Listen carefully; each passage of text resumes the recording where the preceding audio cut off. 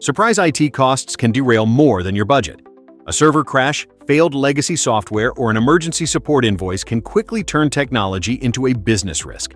As Boris Zlatogorov, CIO at MIT Consulting, puts it, you only get true cost control when you move from reactive, unpredictable spend to a fixed, managed model that aligns IT with your business needs.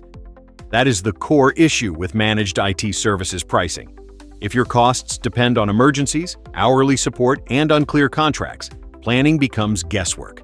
A fixed per-user model gives you a clearer way to forecast expenses and reduce surprises. Most companies pay between $150 and $200 per user per month for managed IT services. That can cover monitoring, security, backup, and help desk support, depending on the package. With transparent pricing, you can see what you are paying for, compare service levels, and avoid gaps like after-hours support or disaster recovery. A managed IT services ROI calculator can also help you plan ahead. It shows how costs may change as you add users or adjust services.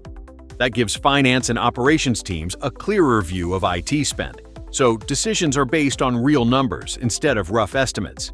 The article also breaks down common pricing models, including per-user flat rates, tiered service packages, a la carte pricing, and all-inclusive subscriptions. Each has advantages and trade-offs, so the right fit depends on your needs, growth plans, and appetite for predictable costs.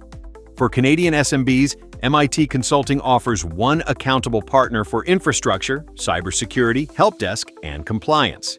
Read the full article to understand managed IT pricing more clearly, and add this to your Spotify playlist for later.